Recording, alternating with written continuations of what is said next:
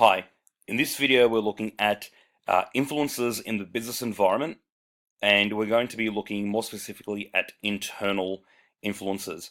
Um, as mentioned in the previous video where we looked at external influences, which is factors that a business has little to no control over, internal factors are factors that a business has moderate to full control over because they're happening within the business. They can change what's happening. So the first influence that a business has control over is the product itself, because they're the ones making it.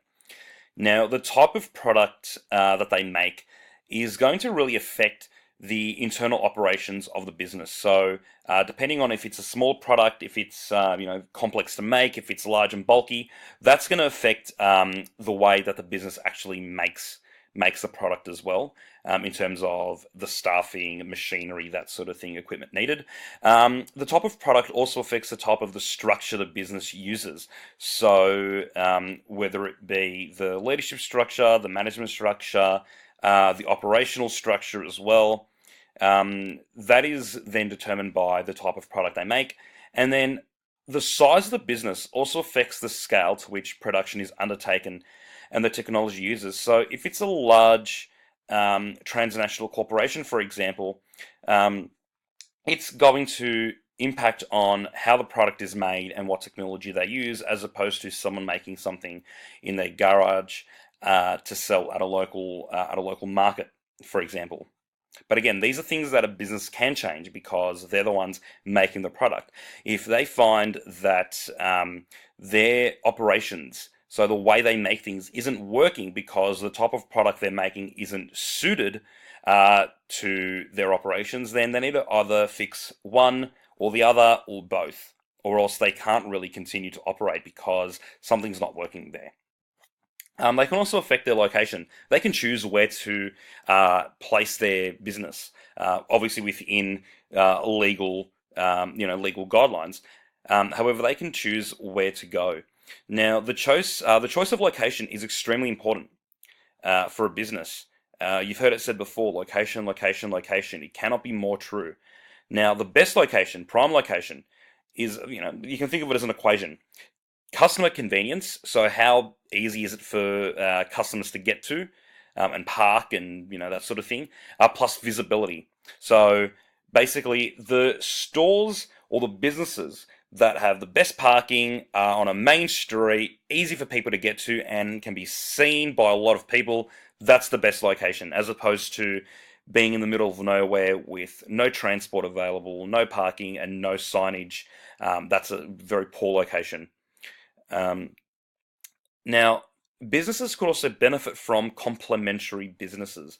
Now, what this means is they're grouped with other businesses that sell items that might be needed to help complement their product. Now, this is not complement with an I, as in you're saying something nice about them. This is complement with an E, meaning that they go hand in hand. So think shopping centers.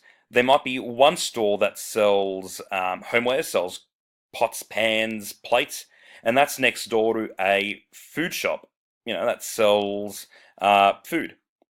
Okay, you might need pots and pans to cook the food you just bought, and you definitely need food to put in the pots and pans. So they go hand in hand.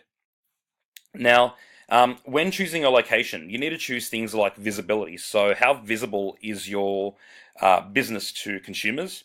The cost of it. So how much rent will you be paying, and is it worth the paying a certain amount of rent based on your visibility and how close you are to consumers? Proximity to suppliers.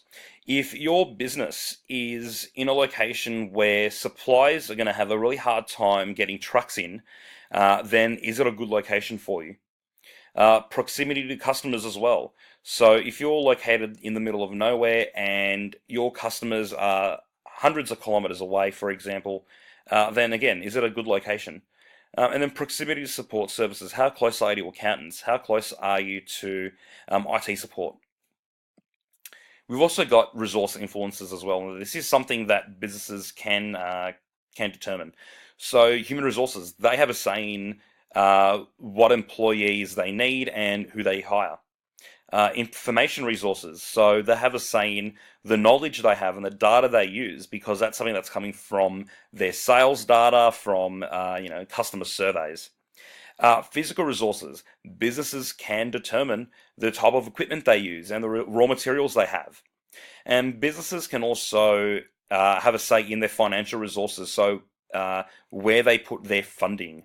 Okay, they might not have a say in the rate of interest they pay to a bank, but once they've got their money, they can definitely have a say in where is that money going within that business. Then we've got management influences as well. So, and this relates to the organizational structure in the business and the management style. So really, is it a flat structure? Is it a hierarchy in terms of very, authoritative, dictatorial leadership style of this is what I say, this is how everything goes?